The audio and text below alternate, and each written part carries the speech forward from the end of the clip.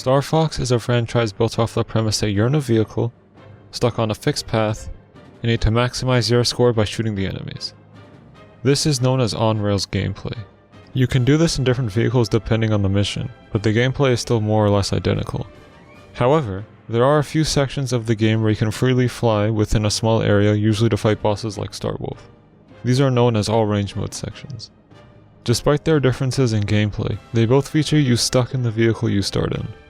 The only time you play outside of vehicle is in a secret mode unlocked only by 100%ing the game on normal difficulty, and, while on expert difficulty, getting the gold medal on Venom. While bare bones, it's a cool Easter egg for dedicated players. The Easter egg wasn't expanded upon until 8 years later when Namco was given the Star Fox IP. The biggest change is that this is now a core part of the gameplay alongside the previously described on-rails and all-range mode sections. Even considering that, the on-foot gameplay can be divided into two distinct sections as well. First, you have the new on-rails sections, as I'll be calling them. These feature you flying on an ally's wing in a fixed path and shooting the unique enemies unique to this gameplay style. The second, and more interesting, section is the new all-range mode gameplay. In this gameplay style, you play on foot and can freely enter and exit vehicles with the press of the Z button. An entirely new mechanic introduced in this game that opens up loads of gameplay opportunities. The most obvious of which being the freedom to decide how you'll tackle the objective you see. You can either go on foot, use the Landmaster, or fly the Arwing. Although considering you are usually forced to use the on-foot gameplay with conveniently sized holes around the map, and that there are only 2 missions in the entire game that have this kind of freedom, and that's being generous by the way, the idea clearly wasn't fully realized. Take that thing out with your Arwing! Despite that, it doesn't stop the developers from trying to make the idea work. Early in the game, they are attempting to help you adjust to the old and new gameplay by having them featured in the same level, but separated. Contained inside the base, just like the idea of playing outside a vehicle, you have the new all-range mode gameplay in which you need to destroy multiple devices to progress. Outside the base, you have the old all-range mode gameplay to fight Starwolf. To help with the adjustment process, these different gameplay styles are separated with a literal gate which can only be gone through by entering and exiting the Arwing, aka the new mechanic introduced in this game. But that leads to the topic of the video. In a game where you can enter and exit a vehicle whenever you want, how is this mechanic restricted when, say, you're in the old gameplay? It's simple. A flag.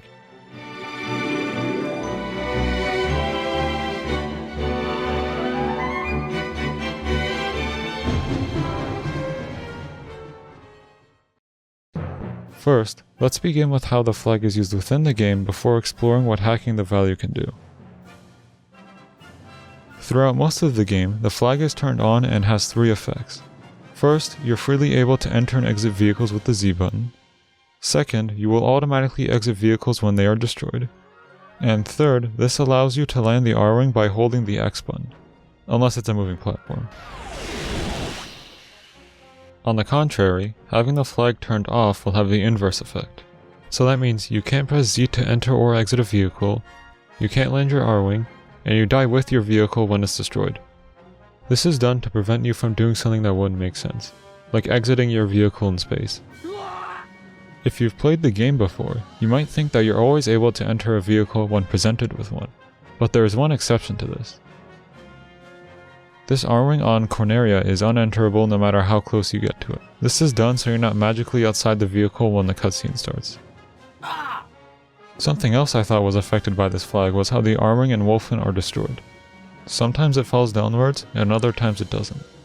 Originally, I thought it was dependent on the flag, in which having it on means it falls downwards, and having it off means it doesn't. But upon further testing without game modification, it seems to be controlled by something else. I'm not sure what it is though. While what the flag controls may seem simple, changing it leads to effects all but simple. Beginning the fun with artificially turning on the value, we can now explore stages that otherwise restricted how we could play them. You can now see just how large these maps are. With the vehicle camera being so zoomed out, it creates the illusion of the maps being smaller than they actually are. They're huge, just look at this. Even this incredibly basic map takes a while to walk across when illegally playing on foot. That was the fastest character in the game too. The only exception is the base from Mission 3, which is reasonably sized. This does not apply whatsoever to the asteroids though. This feeling of largeness isn't unique to the map shown earlier. In a few places where you can legally walk outside a vehicle and use a vehicle, it can be replicated, albeit to a much smaller degree. With the worlds being so big, we can easily notice details that we otherwise wouldn't have cared to even look at. These aren't the most game-changing or interesting things in the entire world, but they're cool nonetheless. I'm showing them in the background as I speak, and most of them are just moving lights and other background objects I haven't noticed before. Starting with the more notable examples, the Aperoid Queen is actually not touching the water below it, but is instead floating slightly above it. Moving on to the Great Fox, the level designers attempted to create an illusion of it moving by having wind in the level cause the visuals to look as if they were moving. This can be clearly seen in the boost trail and laser shot in both the Arwing and Wolfen. This can be completely broken, however, when you consider these two rules of the game. Rule number 1. When jumping on a moving object, you don't keep your momentum.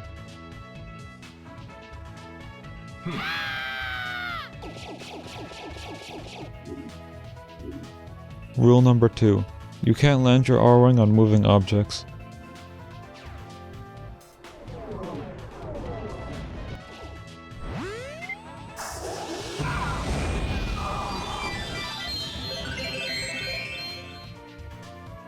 Despite this, the illusion is still convincing to those not paying too much attention to smaller details. Something that the level designers actually did a good job of doing is the scale of the Great Fox relative to the Arwings.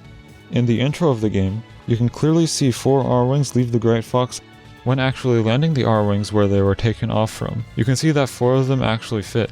But putting this much effort into something no one else would have even cared to think of is incredibly impressive. I'm not sure how observant you were during the video, but have you realized that there's something wrong with the gameplay I showed? If not, look directly in front of you. Why is the player character loaded when you're not supposed to see them? For those who don't know, when it comes to older consoles especially with their limited and weak hardware, you want very optimized code. This means only loading what is absolutely necessary. As an example, if the players pick Slippy and Peppy with on-foot gameplay enabled, it should result in those 2 characters being loaded. Makes sense. And that's what happens. As another quick example, if you were to pick, let's just say, these 4 characters, but you didn't select the on-foot gameplay, you wouldn't want them to load because obviously you're not going to see them. The developers for Versus mode, on the other hand, just decided to load the characters no matter what. While the load times are artificially increased, the alternative is way worse.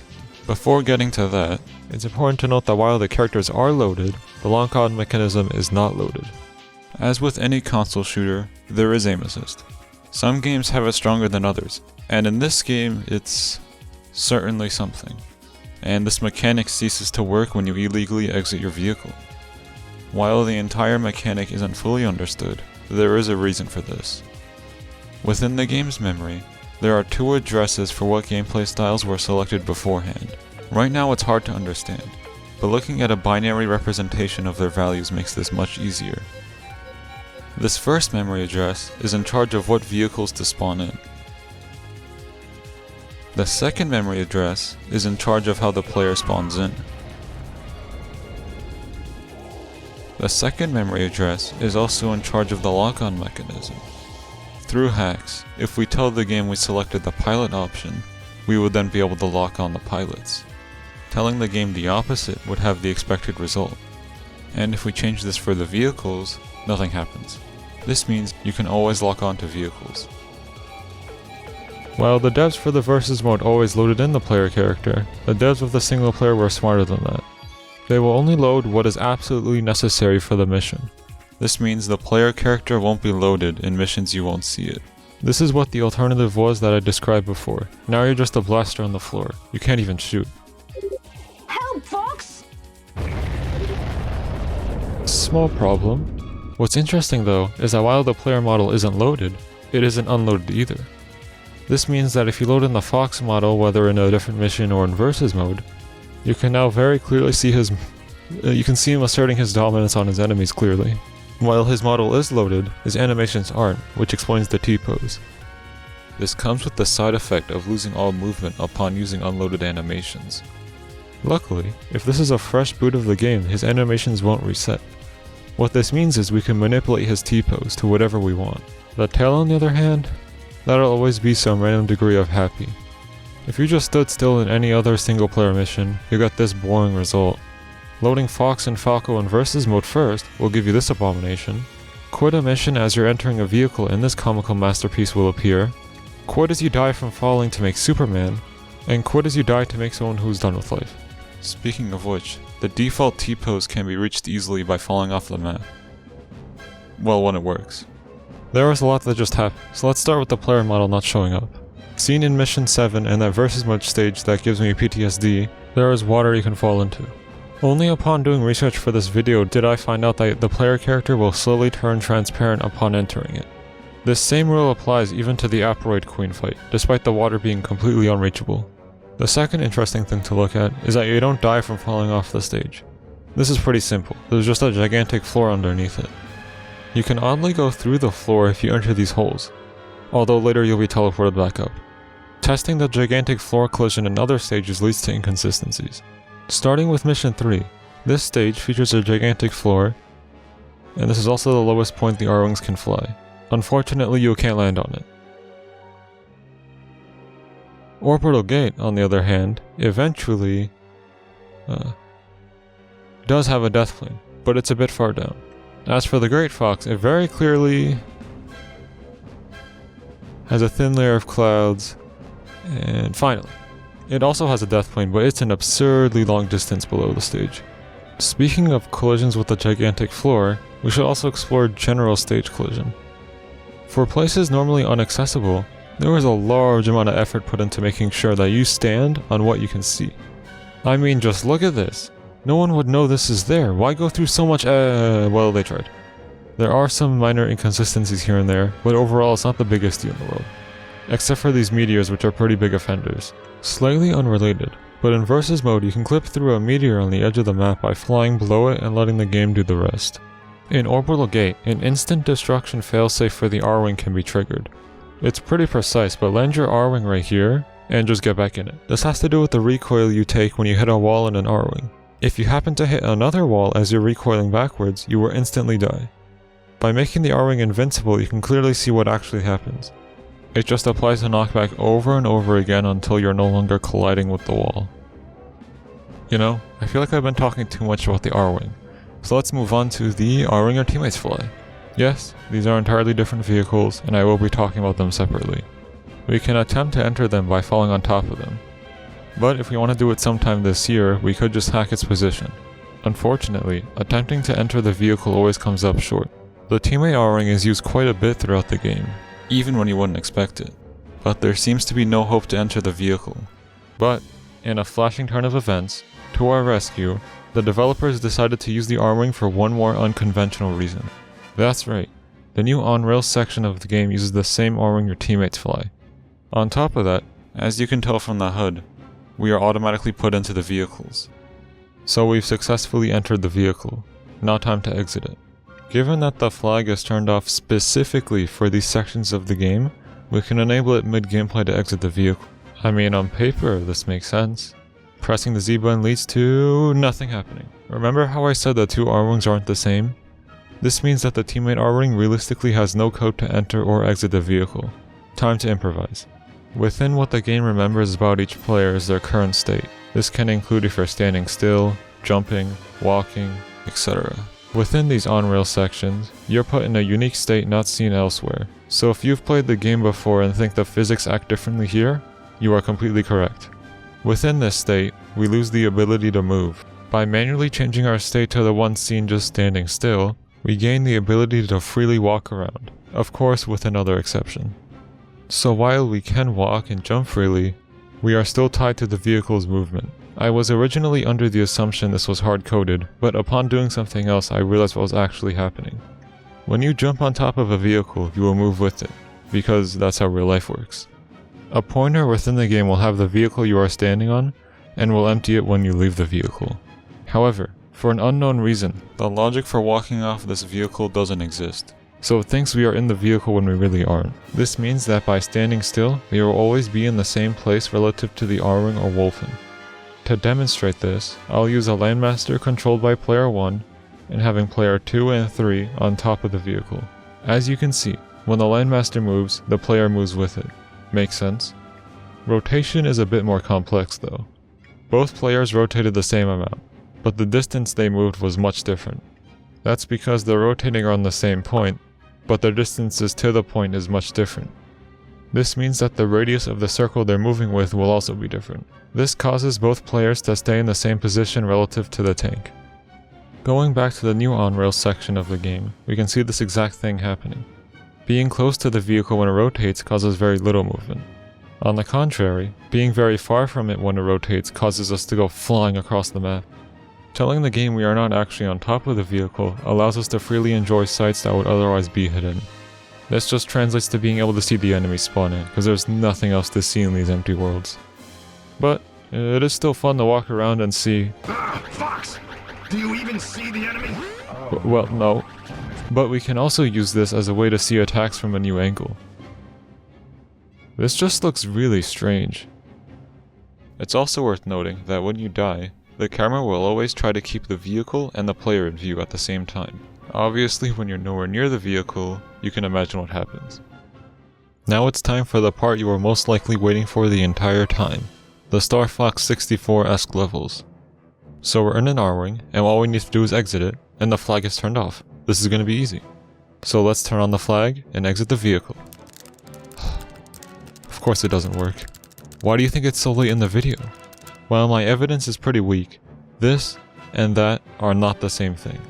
This means that there are 3 unique Arwings in the game, and just like the Teamate Arwing, you can't exit the vehicle. Using what we learned before, let's set our state to walking and the spacey returns to space. Because this is an unofficial exit of the vehicle, the camera will still be following the vehicle. But we can change the camera properties to have it follow us instead. However, applying it here doesn't yield to any good result. While the camera will be an entirely different topic, the camera is currently acting as it would with the sniper. So we can't exactly see much. Looks like we need to improvise again.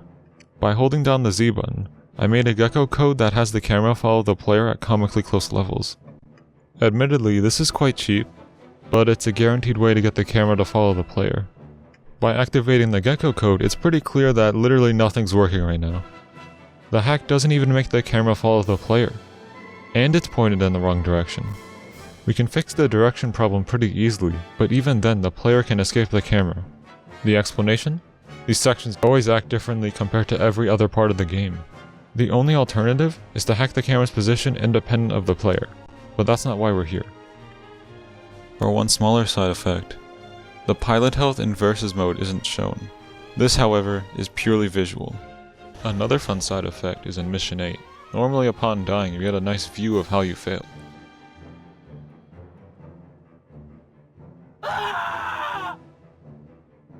However, if you're not in your Arwing, you don't get this view.